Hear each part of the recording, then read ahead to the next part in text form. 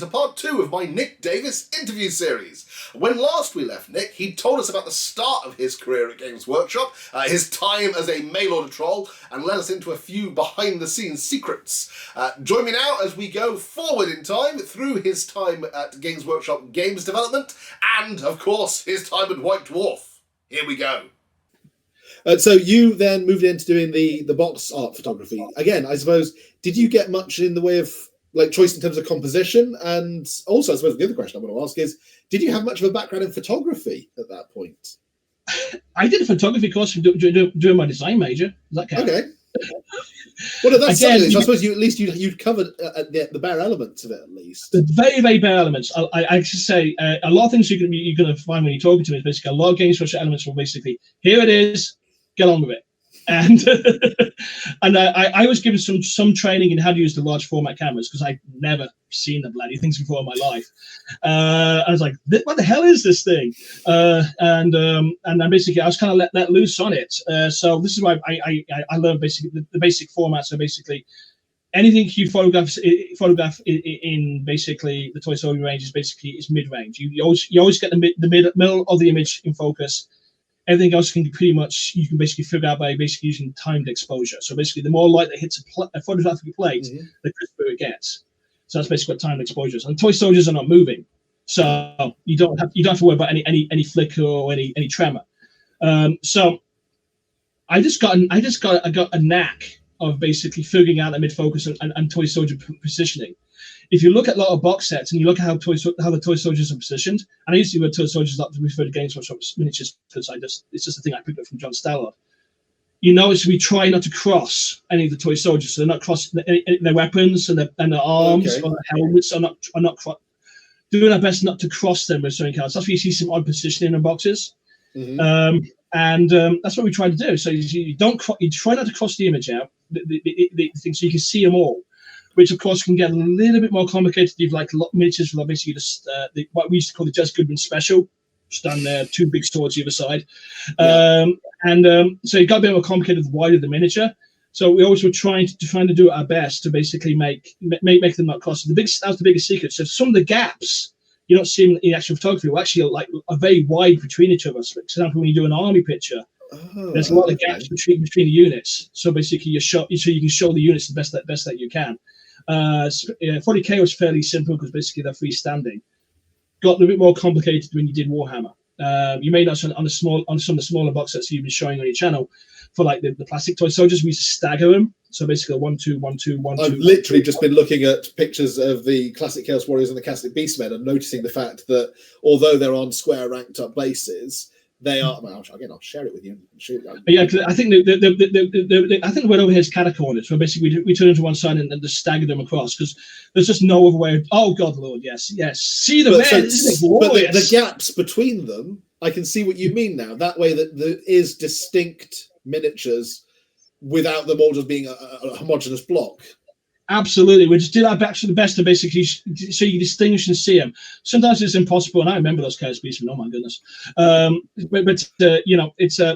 We just did our best to make the gaps the best we can, so we can show off the toy soldier. And the angle was approximately 15 to 30 degrees when he shot down the toy soldier. 30 degrees is slight downward angle on them. So you come down to 15. So the idea is basically the top of the base is approximately the width of the base when you took the picture. Okay. So I remember these things are all coming back to me. So we did, and I just got a knack for it, and I got a knack for toy soldier positioning, and that sort of thing. So I did a lot. So that's why I ended up doing a lot of box photography. So when I see your channel, and I see over nostalgia Games Workshop channels, I go, I took a picture of that. I took a picture of that. I took that photo. And it was just basically, it's just fun seeing that photography. I had a knack for it, so basically it worked out for me. And I think this is going to sound really weird. Do you remember Airfix toy soldiers? Yes. They're like 3 point. They were big scale. Yay big, about 3.5 inches, I think. Yeah. I used to have a lot of those when I was a kid, like Germans and American infantry and basically British commandos. I used to spend a long time in my youth when I was really young setting these up in battle positions.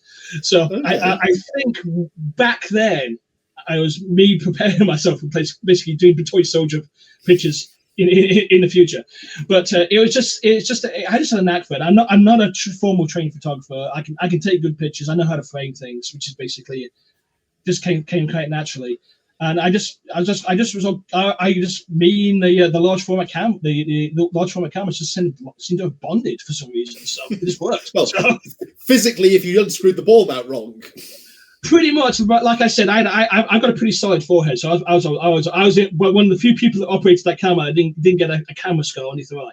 So, but so you mentioned that by this point, then you were one of the only people who were actively playing games for fun at that point, as opposed to test playing stuff in the studio.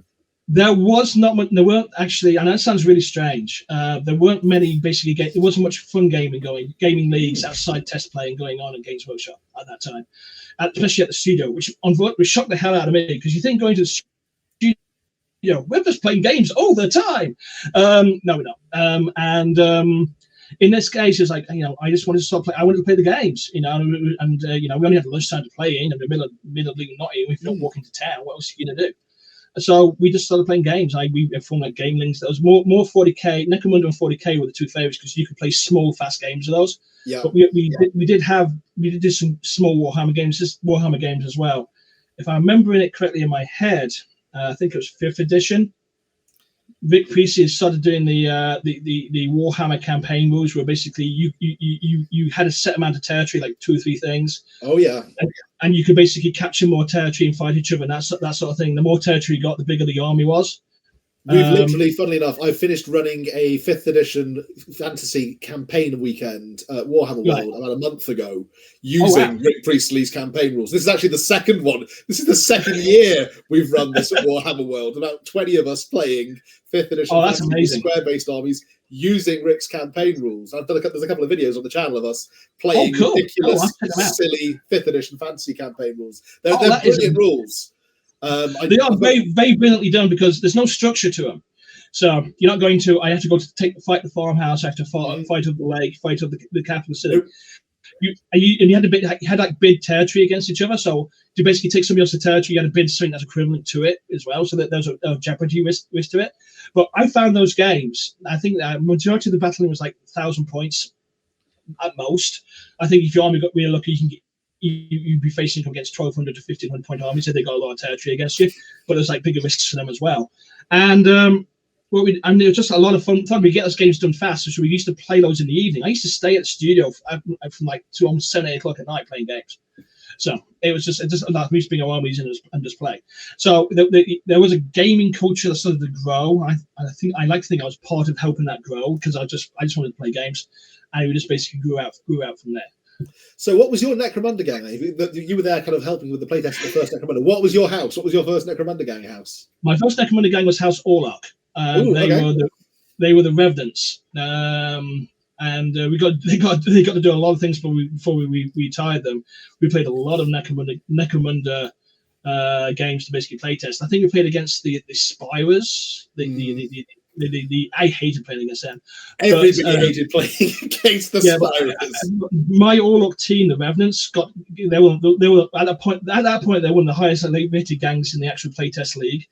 So I got to basically got to do all the real dangerous stuff with my gang. And at this point, you're getting kind of attached to your characters. Mm-hmm.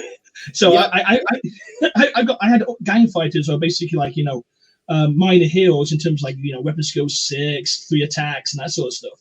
Mm-hmm. So I had some really, really, really developed gangers at this point. And they basically I spent like 3 weeks playing against Spire gangs all the time. And they were just so overpowered when we first faced them. And it's like, this is just insane.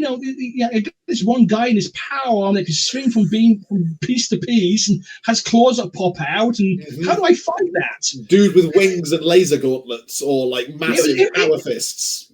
It was insane. And it's like, I just remember like basically it turned into basically because I think Meckerman had a rule called Overwatch. Mm-hmm. Almost all my games were setting up fire lanes and sitting in Overwatch against these guys, because there's just no way you could actually advance against them, because they basically were so powerful. Because the armor had it was like Space Marine armor, like 3+ save. They hadn't had an additional save. Then they had some kind of like Medipack that could save them again. It's like, how do you put these guys down? So it was a very interesting time playing against the Spires. But I think one of the reasons the Spires got extremely overpowered is because they kept playing against my Orc gang, which is basically is pretty much as high and tough as a gang can get before they retire. So they kept getting more and more powered up to face against my guys. So you're saying it's the massively unbalanced Spires who haven't made a reappearance in Necromunda in the latest edition. It's one of the only ones that they haven't brought back. The legacy of Spires being massively overpowered is because your Orlocks were too high level at that point. I was the only person who would play them because nobody else wanted. Because if they got a ganger, that's it. Your gang member's dead. You never see him again.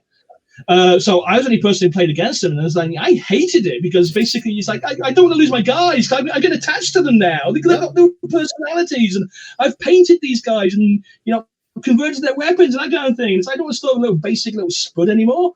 So, but no, it was an insane gaming experience against the Spires. I would not recommend them. Being the playtester against them. So I did one gang, the Orlocks and Revenants, and I got to the point that basically these guys are just saying overpowered. They're so powerful now. I can put them up against a fully blooded Chaos Marine army and they'll kill everybody. Which you could do in that edition of Necromunda, because it did mesh nicely with second edition 40k. So they did do a scenario in White Dwarf, I think, where you could play test it essentially against a 40k army if you're getting and the gangers were insanely powerful. I always there's a joke running around at that time that basically when one of the gang members joins an Imperial Guard, he gets injected with a stupid drug. So basically he gets all his skills because usually at that point you guys are rocking like weapon skill 6, ballistic skill, whatever. They usually have strength 4, usually have multiple attacks, have a high leadership, and a pretty high initiative. And they got all these other skills that basically, strike first, knife throw, out of the shadows type skills. So these guys are lethal killers in terms of toy soldiers. And then they go into being Imperial Guardsman, got a lad's gun, and I don't know how to fight anymore. So, so I went to the Orlocks, and then I went from basically the gangs, the bald heads. Oh, Delac. Delac, that's it. They were my next gang, and we took them as far as we could as well. So my Delac gang got insanely super stealthy. So it's like half of them. It got to the point that half of my Delac gang would not be on the table when they were facing a rival gang because you got skills where you can place them behind other people's or put on events and stuff. Yeah, and it was like nobody at that point wanted to face my gang. So I had to retire those guys as well. So eventually you end up working at White Dwarf. So your first issue, I think, was we worked out 223 was the issue you wrote about Lizardmen terrain. 222. I think in the US it's White Dwarf 222. So 223 is probably correct for you. The numbering kind of offsets. Yeah. So yeah, that's the first article I wrote for White Dwarf, and that was basically my audition article. Paul asked Did you have a Lizardman army at that point? I had a growing Lizardman army at that point. Okay. I think it was Warhammer 5 had the Lizardman in it, the starter box, yeah. Yeah, it came in the starter box. So basically, I said, I just finished High Elf, so I kind of got bored of the pointy guys, and I thought I want to do something a little bit different. I don't want to do Orcs, though they did appeal to me a little bit. I don't want to do Empire because the miniatures are so complicated to paint. Yeah. Well, at least I thought they were. So I thought I'll do the Lizardmen. Nobody's here's collecting Lizardmen army yet. So I was the guy. I became the Lizard guy. So basically, the chef are basically saying, I'll do a Lizardman army. That sounds really cool. And because I love the connection back to the old Slan. I remember the old Slan from basically Warhammer 2. Mm-hmm. And that's how I became Lizard guy. So, I'm sorry? The Space Frogs, as they were back in the Space Frogs, yes. Don't talk about the come from outer space. So basically, back when Warhammer 2 had bolters and that kind of thing. Don't talk about that. Artifacts. So I became a Lizardman guy. So basically, at that point, I decided to do some Lizardman series to go with the Lizardmen. Mm-hmm. And that's how my Lizardman army grew from the plastic toy soldiers to basically I got the metal ones, and it was that's how it happened. That's how I became the Lizard guy. And I think that there was multiple articles in White Dwarf basically about me collecting and painting and basically building the scenery. I think there's a couple of pictures of me like sitting on a huge dinosaur, which I found at some place. I was in the Isle of Wight at the time. I climbed on the back of a huge Triceratops and couldn't get back off it again. I couldn't figure out how to get back off. I was kind of chopped for 5 minutes going, how do I get off this? But there's like pictures of me on dinosaurs and that sort of thing. So yeah, it was an interesting time for me to do the lizard stuff. And it was a lot of fun. I mean, I'm not going to lie. It's, I was pretty much the guy gaming the lizard guys. So. And so I took a look through. I took a brief toll through my White Dwarf archive to see what kind of articles they had you writing. It did seem as though for a long time they had you kind of I'm starting a new army, and how do I start an Empire army, or how do I start a Goblin army? We've got a load of new plastic goblins that have been released. We need someone to write an article about collecting it. Or Dark Eldar are out. We need someone to write an article about it. How did that come about? I don't actually really know. For some reason, I had a knack for being able to write about how to collect stuff at a gaming level. So I got tapped for that, and I don't know if it's basically the way I talked about basically toy soldiers and how to collect them basically struck a chord. But it just became a thing. I do remember those basically because we were starting to do the I think 500-point army sets as a box set. They did like regiment boxes, so you'd get the Empire Halberdiers, or I've got one sat on my shelf over there, or the Night Goblins with the giant heads, and you could be done with spears or bows. And there was that real beginning of the push of multi-part plastics for fantasy. Yeah, and we realised in White Dwarf we weren't really talking about how to collect armies. We were very good at basically talking about individual toy soldiers, about terrain and that sort of thing. So Paul said, "Can you write an article about how to collect this army?" And I went, "Okay, what do we have here?" And they said, "This is army box set. So you need to talk about this army box set and collecting it as an army." And I went, "Okay, I'll talk about them. I'll talk about the toy soldiers. I'll see how they react in battles, how I'd use them." And I think it's a whole series of them, like 4 or 5 I did. Yeah. And they were fun to write, but I got to the third one, and I was kind of like dreading writing about them because what else can I say about this toy soldier unit? So, and it was an interesting exercise, and basically talking to the gamer as a gamer. And Paul, during the Fat Blog years, the White Dwarf changed from basically talking at a gamer to talking at a gamer's level. And we're privileged with Paul winning air cover for us to actually be able to talk about toy soldiers as a gamer, not as somebody who's trying to sell you that toy soldier. And I think that pretty much affected how stuff got sold in White Dwarf and how we approached articles in White Dwarf. The articles changed from like an advertorial into basically gaming ideas and thoughts and how to basically make these products work. So when we did the army box sets or the regimental box sets, we just talked basically how, if I was a gamer and I just spent $100, I think they were £100 at that point, for this box set of toy soldiers, how would I turn this into an army? So I just sat there and said, this is what I'll do. I think I remember the goblin one more than anything else because basically I was trying to talk with goblins, and we all know goblins are useless in terms of small numbers. And but hilarious and good fun, but they are not by any you need a lot of them. And I was like, you need to do the Wolf Riders, and the Wolf Riders basically you work them as a skirmish force, so they basically run around, harass, and you have your archers basically, your golden archers. You get as close as you possibly can to shield your fighting troops because you don't care if your archers die, because you've got your short bows, so they're useless, and you've got your fighting troops. They need to talk up. Well, basically, you need to get them fast, close as you can to the enemy without their cavalry drawing out the goblin fanatics. And that kind of thing. So it was just like talking about how we could form your regimental box sets into basically a fighting army. And how the tactics could reflect what was from the boxes. Pretty much, yeah. Which is kind of interesting because when I wrote the Goblin one, I never played goblins before. So it's like I've never played with goblins before. What do we do? I've played against them and I slaughtered them easily.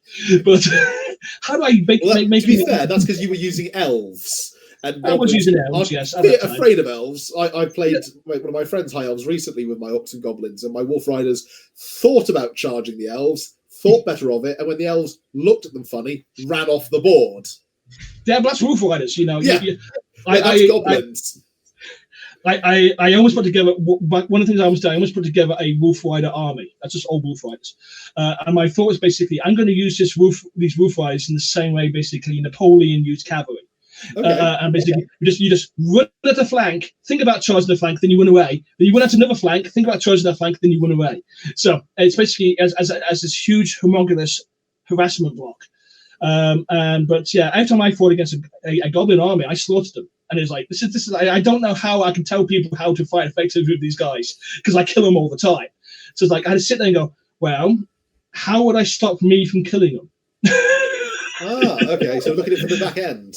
I had to look at it from the reverse, and basically I said, okay, we can do this, and we do this, and thinking about how I would face that regiment, being with my high elves, I think at the time Lizardmen, how I would be that regiment. But if I was the goblin player facing against that regiment, how would I use my goblins effectively against them?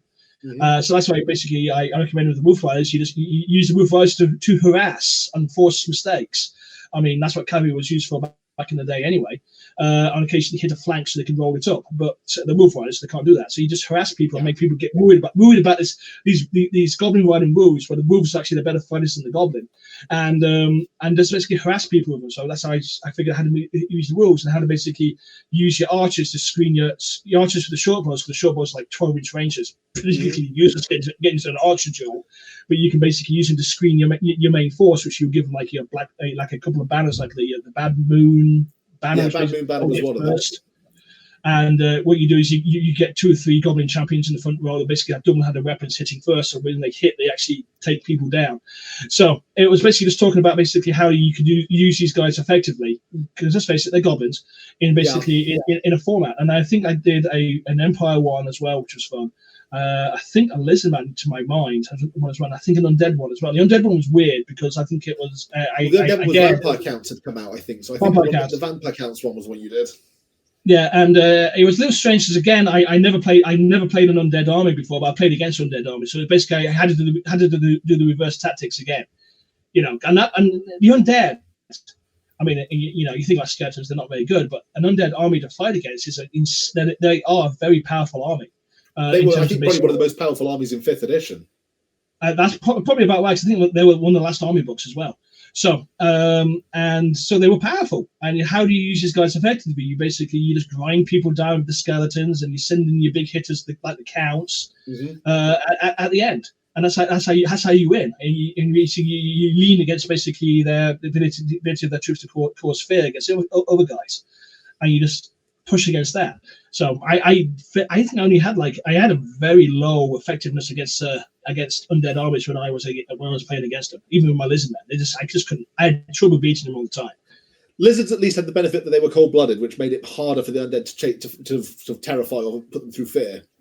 Yeah, the big guys no problem, but the skinks they just ran away. They ran away from everything. Yeah, true. Slight change of topic. So, okay, I've got here my copy, 3rd edition, 40k, still in its slipcover. Oh wow! Now your name is in the front of this, so it is. What was your under the production list? It mentions under the production list. Where am I? It's been a while since I looked at it. So where am I? You are listed under production. It goes production. There we have production. Alan Merritt, Jim Butler, Mark White, Mark Saunders, Nick Davis. So, what was your role in the creation of 3rd edition 40k? Well, it's actually I didn't realize Jim Butler was actually mentioned in there because I didn't think he did anything other but actually managers. It was pretty much me and Mark who did the majority of the work for that entire box set, and it was a huge box set. So we did the book stuff.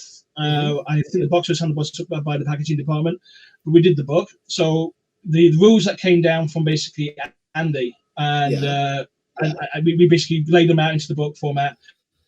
We did the diagrams for basically the untopped diagrams. I think we drew those in oldest freehand at that time. Oh wow! Okay, so I mean, literally, here's how you assault a vehicle. That's hand drawn, then, basically on a computer.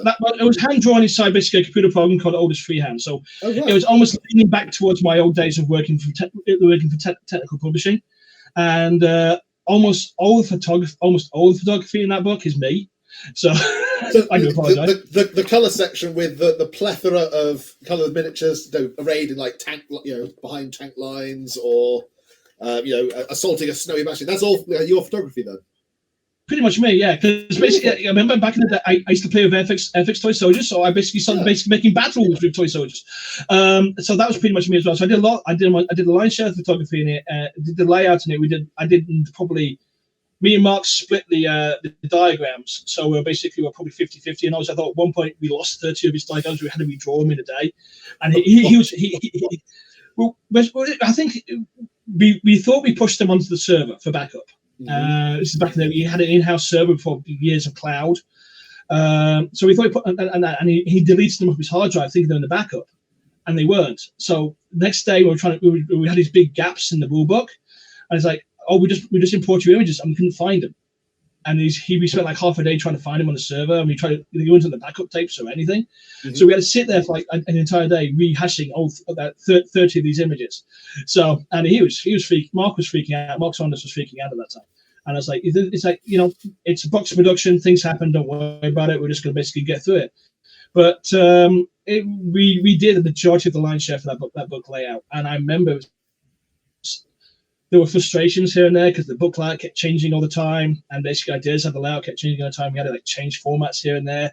The book went through like 3 or 4 different permutations until you finally got what you got holding in your hand.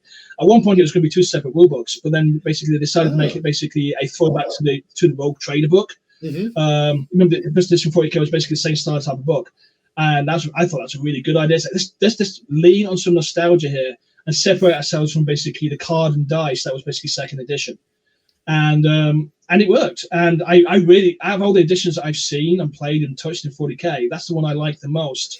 I agree. Maybe because I touched it a lot, but also because it has the pure nostalgia feel. If you look at it and you put the old 40K first edition rules next to it, you can see the relationship. And it's a wonderful book. It's actually one of my favorites I ever did. It's a really good book. I've had this one kicking around literally since the 90s when I bought it, and it's in actually surprisingly good condition. But I'd not seen actually. Now you say it, I can see the connection between this and the way the Rogue Trader book was laid out. Yeah, it was a lean back to those different times, and I think it was very important that we did that then, because if you remember the second edition box set for 40K. Yeah, you've got 2 books of it, and then you also then had to buy the was it Dark Millennium box for the extra war gear and psychic powers. That's correct, yes. And it's basically we call it basically you card and dice. It was basically a card and dice game. You had all the supplements to play the game, and if you notice with this one, it pulled away completely. The cards were almost all gone. I mean, with this one, literally, you had the rules at the back of the book, so you had all the rules for all the armies from the moment you got your book, which was quite cool. Yeah, you could play. It was a strange product for Games Workshop. We put all the rules in one book. Oh no, but it worked, and I thought to my mind it was actually a perfect way of basically relaunching 40K and basically getting away from this weird powers of card you had to get and vehicles that you spend a lot of money on to buy, but absolutely useless because basically a guy with a bolt gun can destroy a tank. So yeah, it was a much. I think it was a much better, much more streamlined game of 40K. I remember playtesting the heck out of it and just basically enjoying the fun, learning never to advance and basically Elder have shurikens because basically they just rip you apart. Yeah. The 5 dice were amazing. So I have here. I'm going to go quickly share. Okay. Oh wait, there's more. Yeah. As far as I can tell, this is your first battle report. So I'm looking through this. As far as I can tell, this is White Dwarf. I think 227 for the UK numbering, probably 226 in the US. Is this your Imperial Guard army then? That's my Imperial Guard army. That's my dice. You can tell it's my army because you see the guy down at the bottom, right at the bottom, leading the commanding figure. Oh yeah, with the white hair. That's a Chainsaw Warrior. Oh god! If you remember that? No, I remember Chainsaw Warrior. That is the Chainsaw Warrior miniature then. The Chainsaw Warrior, we basically I rejigged his arm a little bit to give him a power sword over his chainsaw because the chainsaw was so badly mangled from the old mold. And I basically I think he has a bolt pistol from basically the Space Marine weapon set. The big plastic Space Marine bolt pistols you got on a single little mini sprue with like power swords, power axe, and stuff like that in it. That's okay. A las pistol for some reason because you want to give a spaceman a las pistol or something. So that's basically what it is. And I'm trying to remember. I think I'm playing against Thomas Perrin. I think. Ooh, I think you were playing against Dark Eldar because it was it was Thomas Perrin, Dark Eldar. Yeah, I remember that game. Released, and yeah, it was indeed Thomas Perrin. And I think it is actually his Dark Eldar army as well. That looks. Oh no, maybe it is the studio one. I'm not sure. It might be the studio one. If you can pick the picture up, I can tell you exactly where it is. Let me throw it back up. Hang on. That's the studio army. That is the studio army. That's the studio army. So I'm going to ask. There was a long time rumor that battle reports were rigged. That they eventually were played through enough times until the right result came up. The cards on the table. Was this one rigged? Oh, I don't know if I can. I don't know if I can bake kayfabe. No, but seriously, no. Actually, 95% of the battle reports you read were basically first-time games. First-time. Really? Okay. Nothing was rigged. So basically, there is, and I will get to that in a second. So I can tell you that the game I played against Thomas Perrin, it wasn't rigged. Oddly enough, I found it weird I was playing against Thomas because Thomas is a huge Warhammer guy. Okay. Well, yeah, it means that he's like the brainchild behind Mordheim, for example. Brainchild behind Mordheim. I mean, me and Thomas basically bonded over playing Mordheim a lot because I had a lot to do with the development of the playtesting for that game. Okay, we'll talk about that in a minute, but yeah. And basically, they decided to do a battle report, and I said, "Okay, we can do a battle report. We can do Imperial Guard versus Dark Eldar." And I went, "Can I use my army? Can I use my Imperial Guard, please?" I pitched. We need to put a gamer's army into a battle report to show people can use their gaming armies. We had these beautiful, beautiful Games Workshop miniatures, which are painted to this insane standard, but people need to see armies they can relate to in there. I begged for this to happen. And they said, "Sure, we'll let you use your Imperial Guard." And I said, "Who am I playing against?" "You're playing against Thomas Perrin." I went, "Does Thomas know how to play 40k?" And he had a rudimentary stand because basically it's not too dissimilar to Warhammer. But obviously, there's some different things different things here and there. But the unfortunate thing about this battle report was, Thomas was playing the Dark Eldar, who had a vague idea how to play 40k, against me, who had an Imperial Guard army, and I'm actually a very good Imperial Guard army player. And so basically I had two Lehman Russers there and some All Greens led by Commissar. I pounded his middle line with basically the battle cannons. So basically it was like they had those big round templates, the pie plates, and bang, bang, bang, bang. I blew a huge hole in his line, and I just sent my All Greens rushing in. And it's the old hammer tactic. And I completely I beat the Dark Eldar at the wrong game of basically fast attack with Imperial Guard. And it was like I told you this was going to happen. So we made this army, this Dark Eldar army, which basically I think it just released at that time, look really bad. I was going to say the way the article is worded is as if it was quite a close run thing. It seems to suggest it certainly doesn't read like that when you actually read what happened. So you're saying the reason for that is that Thomas didn't know how to play 40k and you did. He had an idea how to play it, but Dark Eldar was not the. If he's going to play 40k properly, Dark Eldar would not be the army I think he would choose to use. And because Dark Eldar is not a Chaos Space Marines or a Space Marine army, or you maybe even an Imperial Guard army, I think would be more his speed. Okay. But I just slammed him because I basically at that point I figured out how to use Imperial Guard. It was mass firepower. That's how they win games.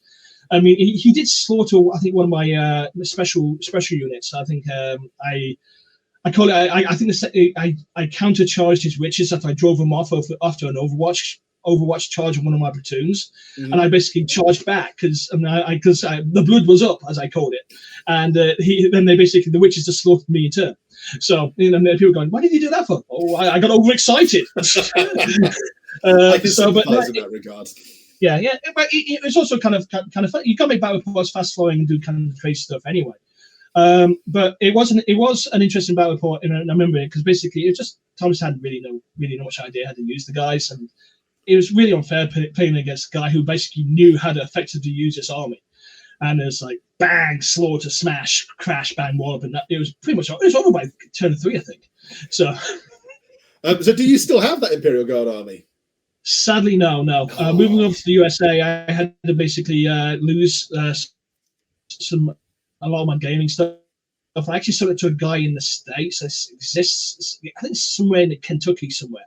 Okay. He's got my entire army, all of it. He paid a bit of $1 for it, which basically helped me out here, basically, paying the bills until I got a real job here in the US.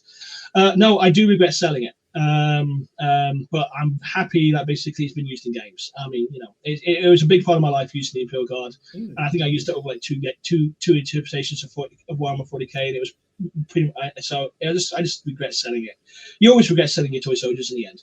Yeah. And also because basically, if you look at the army in some of the other White Dwarf magazines, especially the big overall picture, which I think is one of the Imperial Guard issues, there's a lot of miniatures in that army which you can't get. So as somebody who spent quite a bit of time hunting down out of production miniatures for my 5th edition fantasy armies, it is quite a shame that in many respects there isn't like an archive procedure where you can go, can I get this miniature from 1982 please, and get it sent out to you. So Mordheim, so you were part and parcel of the playtesting for that then? Yeah, it was an odd game because Thomas put up a sheet up in the lunchrooms basically about this skirmish game for Warhammer. And he started talking to me about it, and I said, "That sounds really cool." I mean, I said, I'm part of one of the main gamers here in the studio.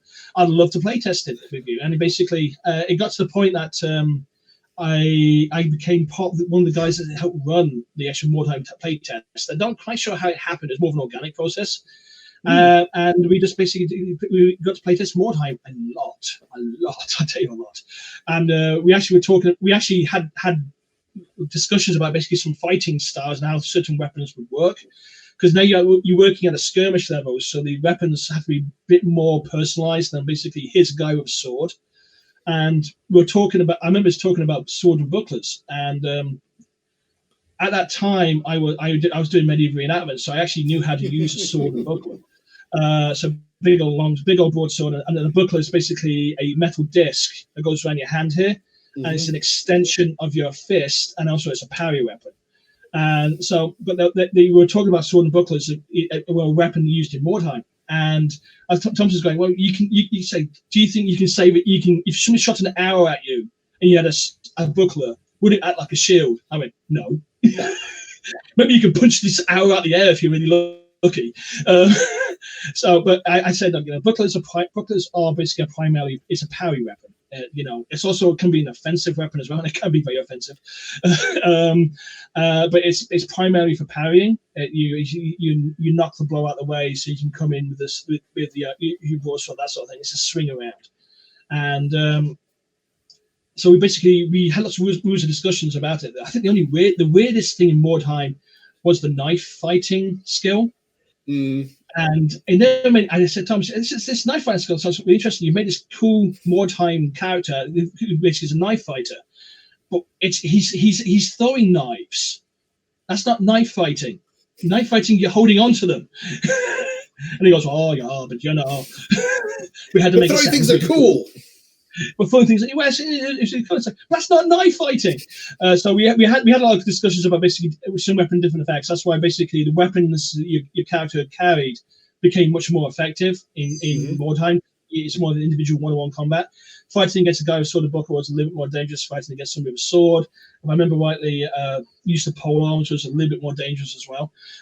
And so they characterized the fighting a bit more, and it really worked really nicely as a nice little skirmish game. I really enjoyed playing the heck out of Mordheim. I love it. Really and I love that they published it in pieces in White Dwarf as well. So as a kid gamer at the time, it was something where you could get a few miniatures, and then each month you got more rules kind of delivered piecemeal to you. Yeah, because basically what we do is basically, it's like a special Mordheim supplement in each one of these specially designed one. And it was specifically designed to make it look like it was basically from the rule book. So the rule book had basically graffiti in it and crazy chaos sketches here and there. Because Mordheim is, for people I don't know, is basically a city that got bombarded by a huge warpstone meteor. And basically it's called Weirdstone, I think it was called at that time. It was called Weirdstone. Weirdstone? It was Weirdstone. And your primary mission as basically running this basically small party adventurers is basically collect Weirdstone so you can get money. And it can have adverse effects on you and that kind of stuff. You can use it to basically upgrade things and kind of crazy things like that. But it was a beautifully done system. The rules were really nice. And the box set itself was beautifully done because you basically had a whole collection of Warhammer buildings in there. And you could just basically build buildings. And that's like another good use at the time of basically the big box format to basically give you a real value added thing you can use in your games and being extra terrain so you can move into like Warhammer. So it was really nice. If anyone is interested in more on Mordheim, there is actually a video on my channel of me building some of the cardboard terrain from the big box whilst giving a Oh, potted wow. history of Mordheim. It's a lot of me cursing at Prittstick and getting it stuck to my fingers, but there is some video on there of me building the Mordheim series, so that's well worth checking out. And while we're on the subject of Mordheim, did you know that Thomas is actually making new rules for Mordheim gangs? There are I had no idea. I knew He's got Last two time I spoke to new Thomas- Mordheim gangs coming out. There's a company making miniatures of them, and he's writing wow. official rules for two new Mordheim gangs that are going to be coming out. Cool. That's awesome. Yeah. Last time I spoke to Thomas, he was basically a games developer for some basically computer games somewhere. Mhm. And In his spare time, he's writing more Mordheim rules. Because why not? Why not? Indeed, he's an odd duck, but he was a fun guy, and when the Matrix came out, he started dressing like Neo from Matrix. So I did too, as well. To be honest, it was the early 2000s. That's that's fine. If you think more fan of Doc Coat, then hey, yeah. Wow! Okay, well, so that was fascinating. I loved hearing in particular about the games development behind, like, Mordheim, 3rd edition 40k, and his first ever battle report. I might have to see if I can get Thomas Pirinen on here at some point to talk about it from his perspective. We can only hope. Join me next time for part 3 in a month's time, unless you are watching this on my Patreon, in which case just go right ahead and watch part 3, where we will learn all about Nick Does America and what it is he's up to now. In the meantime, thanks for watching, and I will catch you next time. Bye for now.